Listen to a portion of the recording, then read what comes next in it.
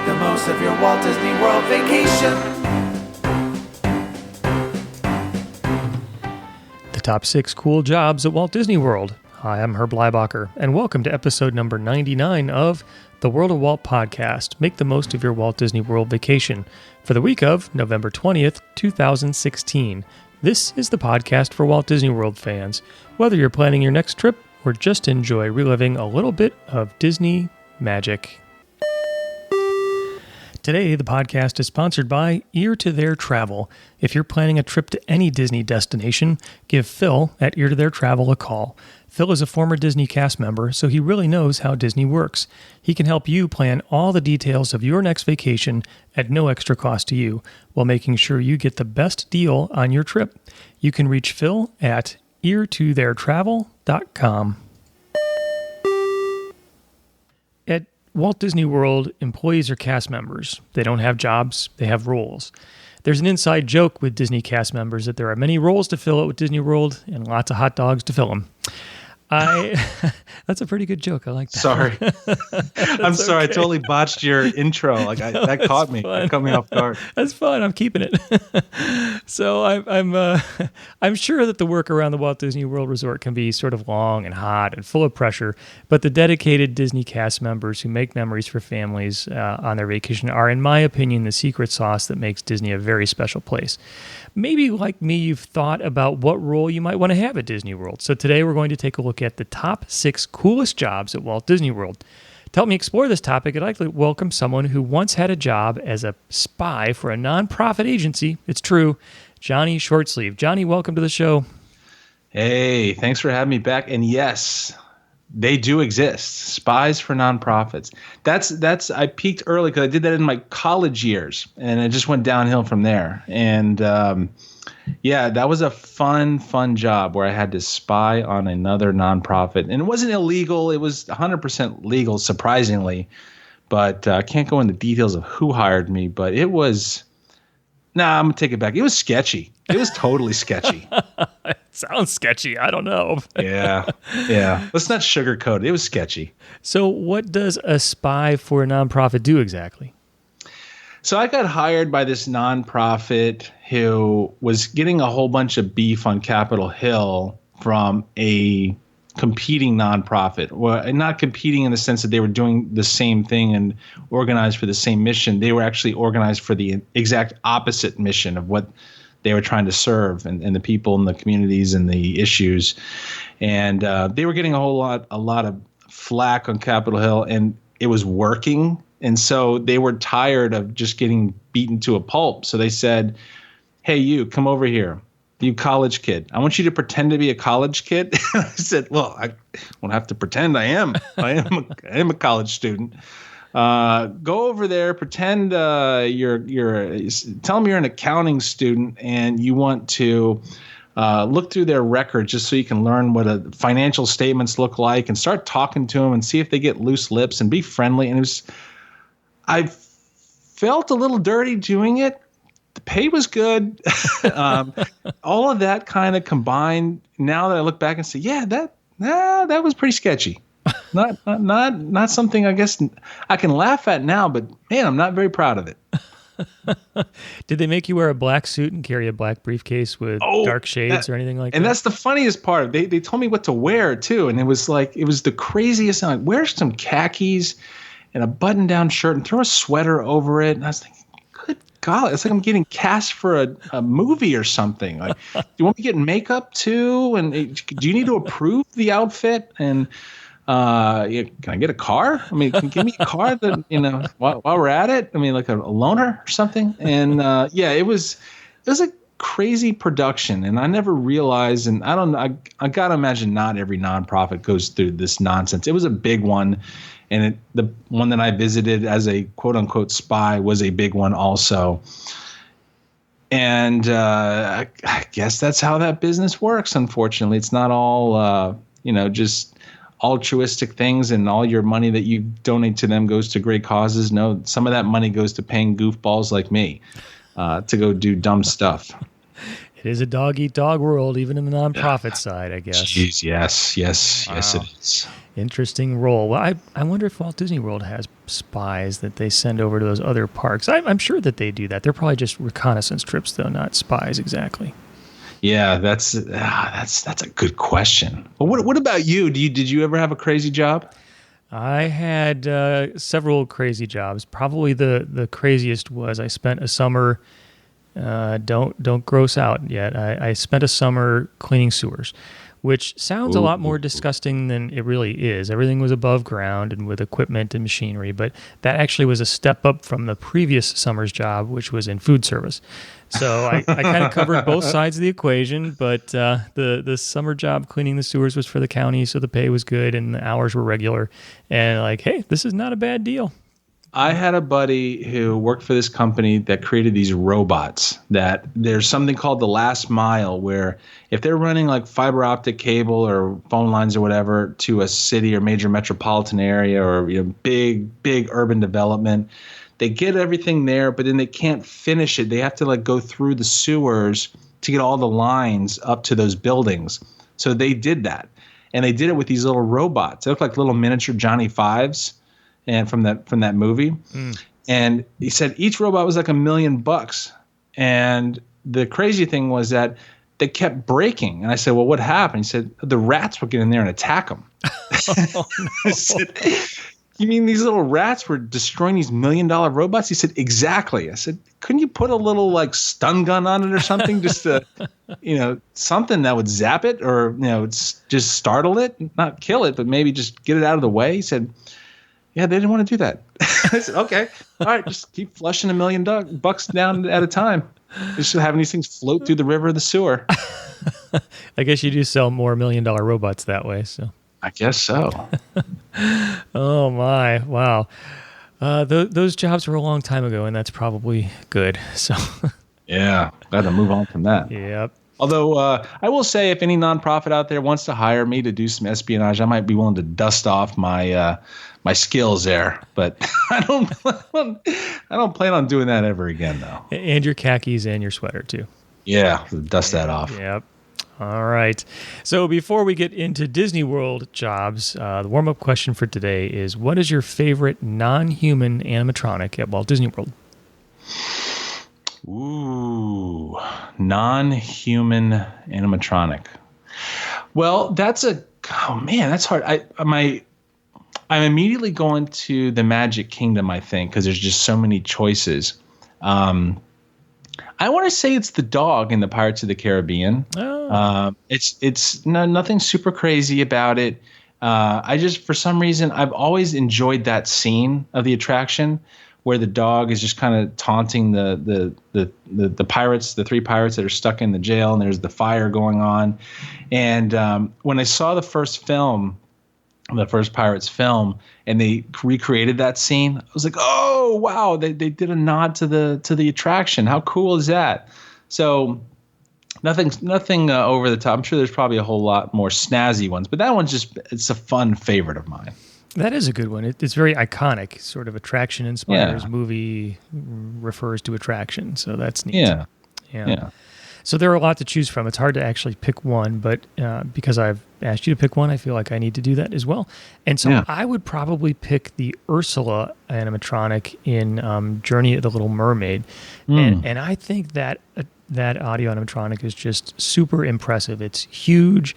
It sort of conveys this feeling of foreboding as Ursula does. And I've read that Disney did a lot of work to make it sort of squash and stretch the way you would see Ursula in the movie when she was drawn. So I just think that's a very cool audio animatronic. One of the biggest they've ever created. And the eyes in there are really cool. Yes. Yep. Ursula, she makes an impression. That's a good choice. That's a good one. Yeah, thanks. All right, so the topic for today, top 6 cool jobs at Walt Disney World. And Johnny, you get number 1. All right, so the first one I chose was actually one that I said when I was probably a teenager, like 12, 13, that type of age range, when I said, you know what, I want to work here one day, and I want to be the guy who carries the luggage. When guests come in and check in, I want to help them to their room with their luggage. I don't know why I had such a fascination with that at that age. But as I start to think about it today, I kind of look at it and go, man, are you crazy? That's a lot of lifting. Like, that's a lot of calorie burning those guys do. Yeah. But they're all in great shape. So maybe there you go. You don't have to go to the gym after you do that. But the thing I like about that job, at least the idea of that job, or excuse me, that role, I guess we have to speak Disney speak, that role is when I see the cast members who are helping the guests who've just arrived at their hotel with their luggage, they're helping guests at a point in time where it's like right at the beginning of this amazing journey they're getting ready to take, this amazing vacation, something they've been saving for months or years. And this is the thing that they've been waiting for. There's almost anticipation, and they're always so happy. The only downside of that role is you also have to help the guests when they're packing up and leaving. And I know that there's Magical Express, and most of that gets taken care of pretty easily. But there is still the need to be out there and help. I do especially like at the Polynesian or the Grand Floridian, I see that a lot. They have the little golf carts. So maybe that was part of my fascination too. I'm kind of a car guy, so I saw them zipping around on those golf carts. I thought, that looks fun. And if you're checking in at the Grand Floridian, the Polynesian, or some of the other resorts that have those type of valet services, they'll throw you on a golf cart and they'll kind of take you on a quick tour around the resort and tell you about what's going on and what's new in the parks. And it's kind of it's a neat experience, I think, to be able to see people and be a part of that moment in time where they're getting ready to be experiencing things that they're going to be talking about for the rest of their lives. You're right there at the beginning of that. That's cool to me. Wow, that's a really interesting choice. You gave a lot of good reasons. I was thinking they get tips, so that's a good way to get a few extra bucks. All cash under the table. Sorry, Uncle Sam. And I would imagine that the valets are some of the folks who get to spend probably, I don't know, maybe one of the more extended periods of time with a guest. So if you're checking in at the resort lobby, I'm sure a lot of it is, I need your credit card, I need your ID, sign this. But the valet, I would think, has a much more fluid conversation, and probably maybe even a longer one, and probably gets lots of questions. And like you say, gets to see the family when they're about ready to undertake this adventure, sometimes the adventure of a lifetime. So I think that's a really interesting role to pick. And not to geek out too hard on this topic, but you don't see it too often, but they do it a little bit over Port Orleans. They have some golf carts over there that'll truck the luggage around. Those golf carts fly at Port Orleans. Like the ones at like Polynesian, I think they're all electric. They have gas ones at Port Orleans, and this thing, so you hear the engine roaring, and I don't know if they took like the restrictor plates off of them, which. Obviously, golf carts don't have restrictor plates, but I thought that was funny because, anyway. So but you have to be careful when you're walking around, because if you're like in the middle of the walk and you hear that thing buzzing, and if you're like coming out of a walkway, that thing will clip you. I don't think they're obviously not trying to do that, but they haul. That would probably be the best one to do. Well, you want like a nice fast golf cart when you're zipping around with a bunch of luggage on there. Nice, yeah. If I get to drive around, I'd probably want that job too. That would be kind of fun. Yeah. Good one. All right, number 1, luggage valet. Number 2, over to me. So I think a role that would be really cool would be to be Christopher George Weaver. And so you might be saying, who is Christopher George Weaver? It is actually the Honorable Christopher George Weaver, who is the mayor of Main Street, USA. So all the characters that you see on Main Street, USA have names. So the suffrage ladies have names. The fire department guys, Smokey Miller, and the mayor has a name too. He's Christopher George Weaver. And so I like this role for a number of reasons. One is that he gets to welcome the crowd for the welcoming ceremony before the park opens. And what fun would it be to stand up on the train station overlooking the Mickey Floral, down to all of the people huddled and ready to get in, and say, "Good morning, everyone," and kind of be the the person who kicks off the welcome ceremony. I think that would be great.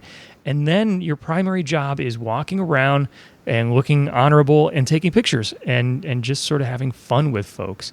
So I think being the mayor of Main Street USA would be good. And there's, of course, only one mayor of Main Street USA. So I guess that means that there's probably a lot of competition for this job. And I may have to grow into it physically. I think the gentleman who is the mayor of Main Street USA he's a portly guy, but he looks very mayorly. And so he does a great job, and I want his job. I'm not going after it today. It's okay. Your job security is fine. But I think it would be cool to be the mayor of Main Street USA. That's a really good one, and he's a cool dude. I don't quote me on this, because I don't know if they still do it. They did it a few years ago, where he came into the Plaza restaurant during lunch, and I was in there with my family. We were eating lunch.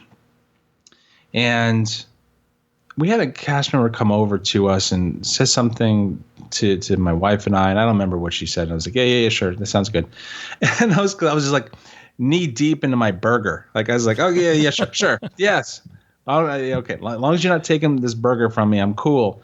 And all of a sudden he comes trotting in and this big fanfare. And what they ended up doing was choosing my daughter to be the honorary junior mayor of the day. And they had this nice pomp and circumstance, little thing, and gave her a sash to wear and a little badge. And it was the coolest little thing. And I don't know if they still do that or if that's a daily thing or a random thing or how that works, but that was fun because he presided over the ceremony.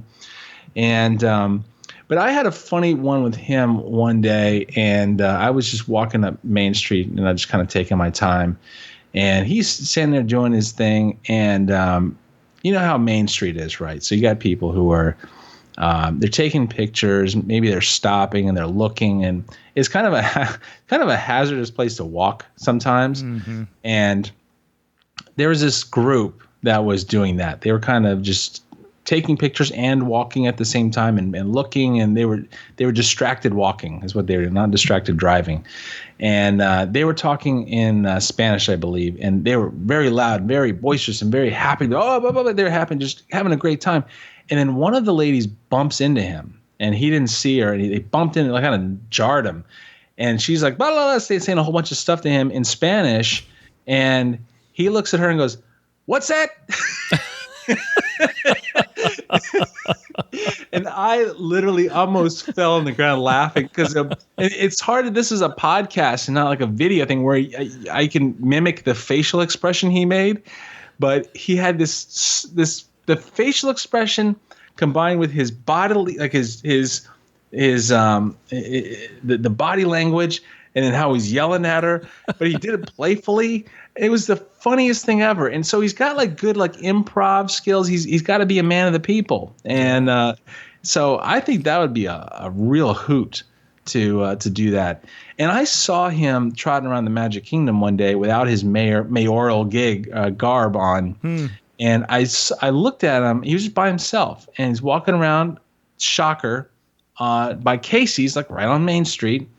I'm looking at this guy and saying, man, he looks familiar. I don't know. It's kind of like, you can see somebody as a celebrity on TV and go, all right, that's Tom Cruise. I know it.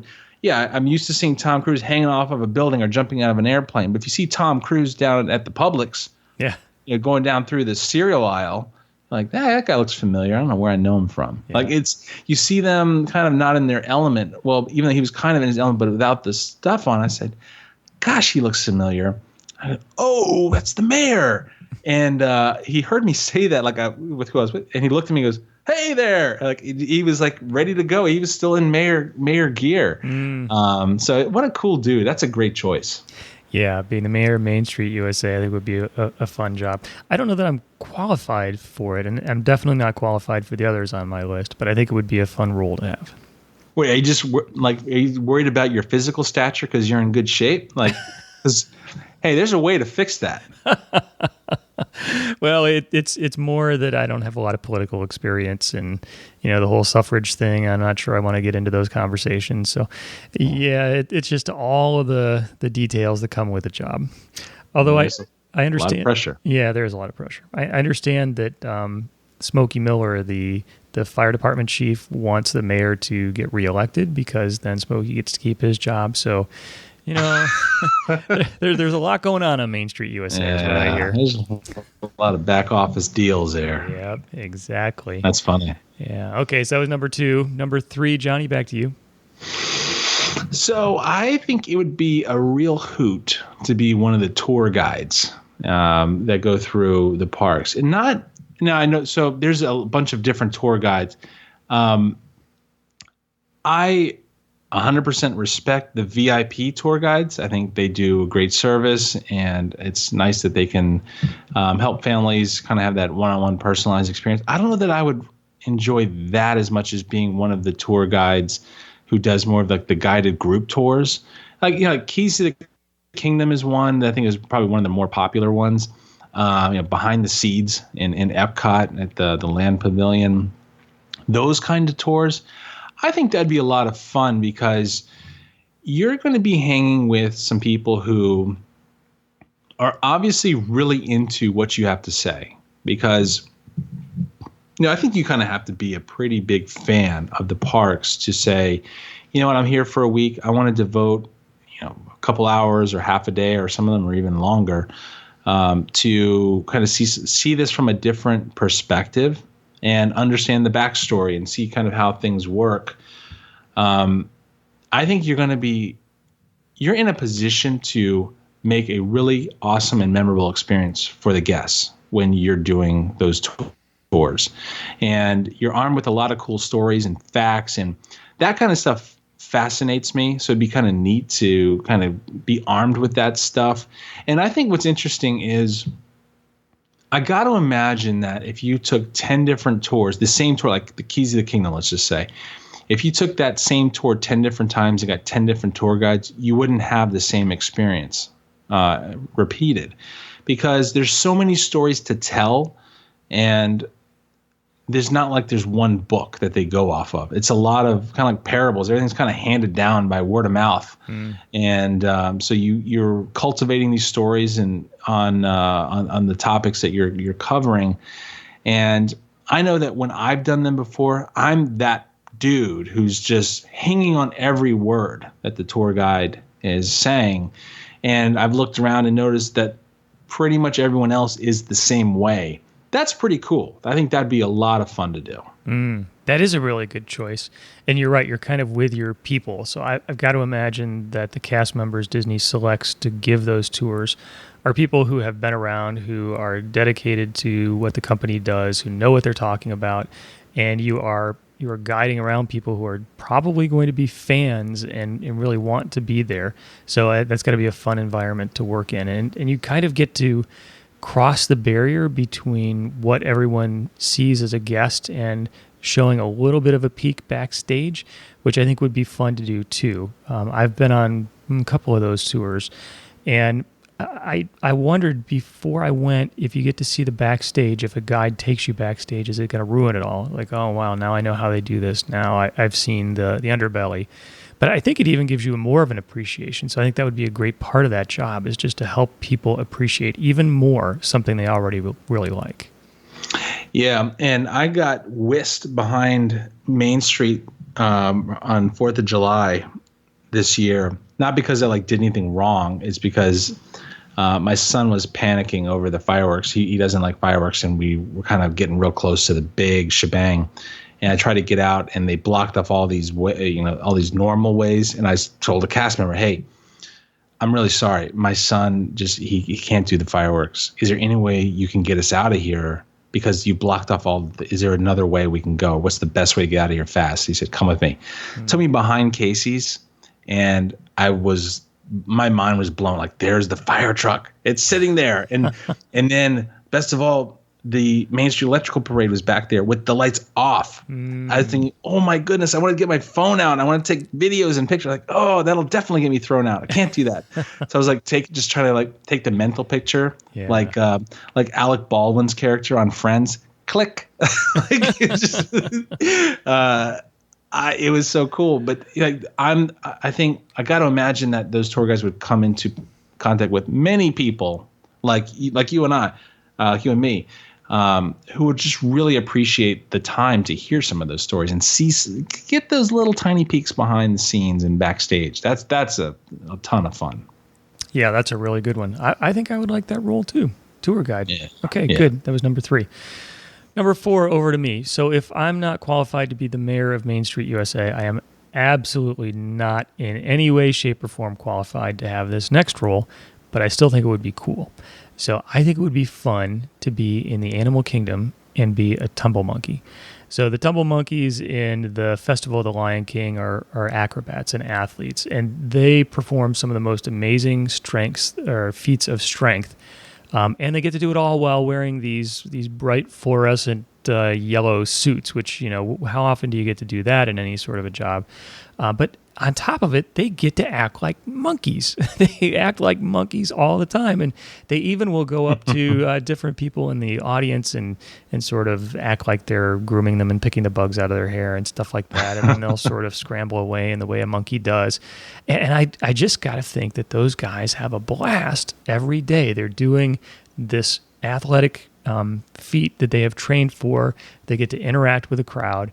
And I think getting to work at the Festival of the Lion King would be an uplifting experience. I have seen so many kids there, just everyday kids in wheelchairs at the end who get sort of paraded around, who are having the time of their life. And just having the opportunity to see that time and time again, I would hope that you walk out standing up a little bit taller and just feeling a little bit better for having been a part of it. Can you imagine if any of those Tumble Monkey cast members have kids and then they go like to the neighborhood playground and they just kind of look at it and go, man, this thing is lame. This is nothing. My kid's going to play on this? This is ridiculous. Yep. Like, how are they going to flip? Where's the bouncy little bouncy floor? This is nowhere near 50 feet tall. So yeah. What? No trapeze? Like what's going on with this county? Like this is laughable. Swings? Come on, they don't go all the way around. Yeah, exactly. It's you kind of think about that, like with a lot of the cast members, like it's no longer a show, but like the Lights, Motors, Action. When those guys get done doing their stuff and they go home in their normal civilian car. Do you think they're like, man, this thing is so boring? Yeah. Like it stays on all 4 wheels at all times. Like I gotta imagine the Tumble Monkeys are the same way with a lot of stuff. Like, or maybe they're so exhausted and tired because that's a heck of a workout. Those guys are, because they are really, really into it in that show. Yeah, they definitely are. Yeah, I think it would be fun to be a Tumble Monkey. But that one's probably not going to happen for me. I'm past my Tumble Monkey prime, and I was never in a Tumble Monkey prime. So anyway, that was number 4. So number 5 is back to you. Now, I'm priding myself on my list because I got a lot of range here. Started with a luggage valet, went to a tour guide. Now, this one is food service related. And you mentioned that food service was actually a step below. In your case, what you were doing, the food service you were doing was below the sewer cleaning experience. I got to imagine that if you were to rank food service jobs, this one is probably pretty darn close to the top in terms of the atmosphere, the experience, and what you're doing. It'd be a server at 50's Primetime Cafe. And I don't know if they call themselves servers or if that's a cast member. I got to get my lingo straight here. Because I know your experience when you were younger at that place was not that great. This one seems like these folks have a ton of fun. And if you're not familiar with what goes on here, the 50's Primetime Cafe, it's themed kind of like what you hear in the title. It's themed like it's from the 1950s. You're in the kitchen, in Mom's kitchen, and there's the cousins who are helping you out. With your servers. They don't do this anymore, but they used to have the little viewfinders for the desserts. I guess I asked one of them one time, what happened to the viewfinders? Said too many of them grew legs and walked away. That's probably going to eBay and you see a whole bunch of those that kind of got stuffed in people's purses or souvenir bags and backpacks. But So I think what's fun about their role is that they have a pretty good shtick that they run off of, and they're reminding the guests to keep their elbows off the table. They're, talking about whether the guests had finished all their vegetables and cleaned their plates. And occasionally, and I think you have to be very good at reading people to do this job, obviously, because occasionally you'll see a neighboring table, because this never happens to me. I'm always a member of the Clean Plate Club there. They'll take like a forkful or spoonful of food that didn't get eaten, and they do the airplane with the guests, like, here comes the airplane, zzz, wow. And the food is fun, the atmosphere is fun, and I think for the most part, you're going to see guests that come in there who are ready to be a part of that experience. You're not going to see a whole lot of guests who are kind of sticks in the mud, who just want to be, serious and not mess with that kind of stuff. So that kind of being said, you can be very playful with the people who you interact with, and it looks like they're just having so much fun. And to me, that's cool. Like to have fun at work, which it can be said with probably most of the roles at Disney. But that one seemed like that would be extra fun to me. I agree with you. The ability to say, no dessert for you, you didn't finish your beans, I think would be a lot of fun. And they do have a good time, and I think people like to play along. It's really one of my favorites, and I'm glad that it appears the 50s Primetime Cafe has made the cut and isn't going to get bulldozed for Star Wars or Toy Story Land. So it's a great experience. It's entertaining. It's fun to play along, and the meatloaf is awesome. You're right. I agree with you on that one. But it's an interesting point you brought up with respect to there's, with Disney's Hollywood Studios, there's a lot of changes in the mix right now, and there's still some that might happen that we don't know about yet. I've heard the rumors and see people say, oh, it's not going to stick around. But that blows my mind if that in fact would be the case, because it's always packed. You can't walk up to that one and say, hey, you got room for a table for two or a table for four? They'll say, no, I'm sorry. We are 100% booked up for the day. Yeah. And that is routine. So you have to get a dining reservation there. It's always packed. It's even the tune-in lounge that's attached to it, where they have the bar, and you can even get some of the food there. That's always packed in there too. So, I know there are a couple of restaurants, and I don't want to call them out and say bad things about them. There's a couple of restaurants on property that you can very easily walk into because they just don't resonate well with the guests yet. Those I'd rather see be reimagined and retooled. Not this one. This one is just so good. The food is great. The atmosphere is great. It works so well on so many levels. I really love this one. This is probably, if I were to say top 3 restaurants that are my favorite, I think this one would easily make the list. Yeah, it is a unique experience too. There was really nothing like it anywhere. It's just a unique experience, and it's interactive, and the food is good. Yeah, it's one of those that if you haven't been to the 50s Primetime Cafe, definitely check it out. And it's one of those places where, locals will often say, the price is whatever. You don't really kind of think about it. If you're there, you're on vacation, you have a dining plan, the numbers don't really mean a whole lot. But I look at that and say, from a value perspective, it's a good value too. Mm-hmm. Yep, I agree.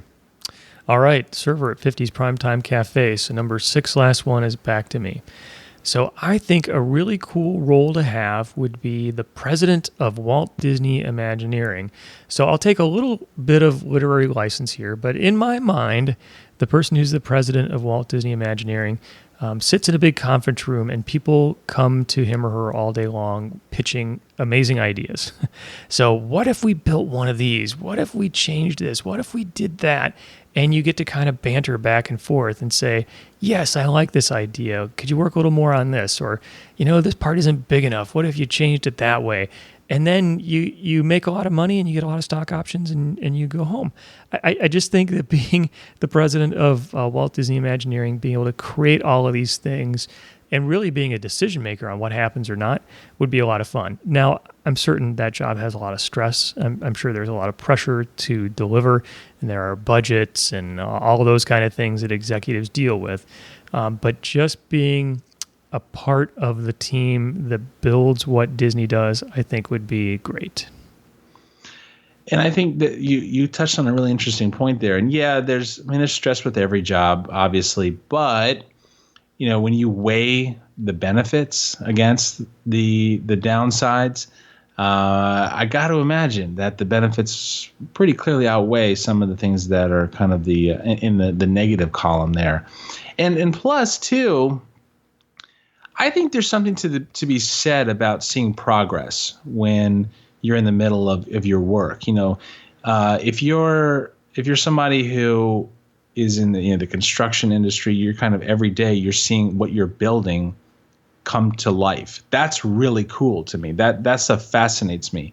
And then you take that another notch up when you say something like the Imagineering folks do, is not only are they building stuff and you're seeing progress and you're seeing something that was on paper that you've gone back and forth with for years sometimes.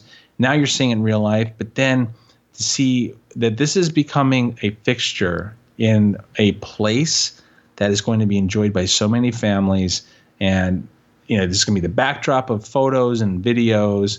It's going to be something that people are going to talk about. That's really special. And I got to imagine that when you kind of look at it that way, it's got to easily outweigh some of the stresses that would come with that job. Yeah. Yeah, you're right. I think all of the roles that we talked about are really key in creating memories for folks who visit Walt Disney World. But I think the folks who are the Imagineers get that tangible sense, too, of taking something off of a drawing or computer screen and creating it in real life. Whether it's a building or an attraction or landscaping or lighting or whatever, they get to see their ideas come to be. And I think that would be very cool. I'd love to just be a fly in the wall in some of those pitch meetings. Like, man, some crazy ideas are probably thrown out there. Yeah. And, you and I as mere mortals would hear them and go, no way. That's insane. Go back to the drawing board on that. And, there's that President Imagineering thinking, yeah, we could do that. Yeah. Yeah. Yeah. We got the people. We can build a mountain. That's okay. We can do that. No, we've done that before. That's easy enough. Yeah. We know a couple guys that can do that. That's right. Oh, fun list. Top 6 cool jobs at Walt Disney World. Number 1, luggage valet. 2, the mayor at Main Street, USA. 3, a tour guide. 4, a tumble monkey. 5, a server at the 50s Primetime Cafe. And 6, president of Disney Imagineering. Johnny, as always, I love hearing your take on all things Disney, and it's fun to talk through it with you. Yeah, I appreciate that. And I'm looking at the list and thinking, wow, that is a really wide span of stuff we chose. We didn't go for any safe, easy things there. I think that was a fun list. I'm sure there's going to be some cool comments of, when you post this out there of some others that we didn't mention. I can't wait to see what those are. Yeah. This is a lot of fun. Thank you for letting me do this one. This was definitely enjoyable. I always love hanging out and talking with you. Thank you. So, Johnny, if people are interested in learning about what you're up to, what's the best way for them to do that? I'm usually hanging out at the 50s Primetime Cafe, bellying up to the bar, asking them why they took away the Boston Cream Parfait. When I'm not doing that, you can check me out at johnnyshortsleeve.com or hang out a lot on Facebook. You can just, in that little search bar, search for Johnny Shortsleeve and say hi, hang out with me. And love to hear what's going on. I love talking to Disney fans because I can talk about Disney all day. It's just such a fun place to be.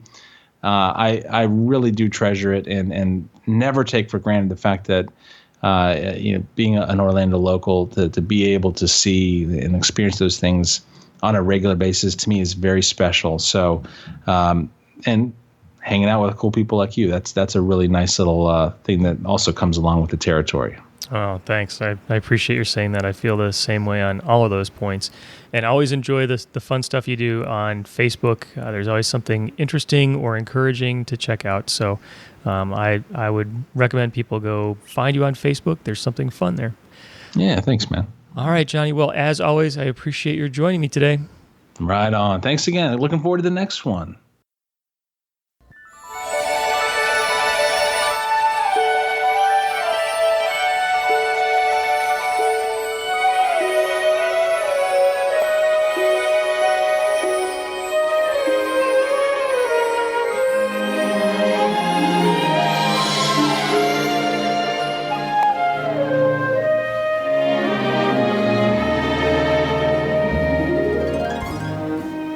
Today we head out to the entrance music from the Magic Kingdom, and we have covered our list of the top 6 cool jobs at Walt Disney World. However, our conversation isn't done. I'd like to hear what you think. Visit the show notes page at worldofwalt.com/99 and let me know what you think. It's a page that works very nicely on tablets, desktops, and smartphones. Leave your comments and check out what other people think as well. I'd like to invite you to follow me on social media, facebook.com/worldofwalt and pinterest.com/worldofwalt.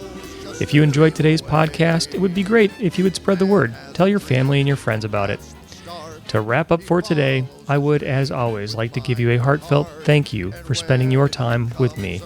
I'd also like to thank everyone who visits the worldofwalt.com site, where you can read interesting Disney articles and chat with other folks who enjoy Disney.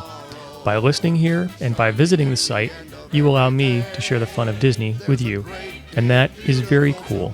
Thank you so much for being a part of it. So until next time, my friend, may God bless you. So there's a great, big, beautiful tomorrow shining at the end of every day. There's a great, big, beautiful tomorrow just a dream away.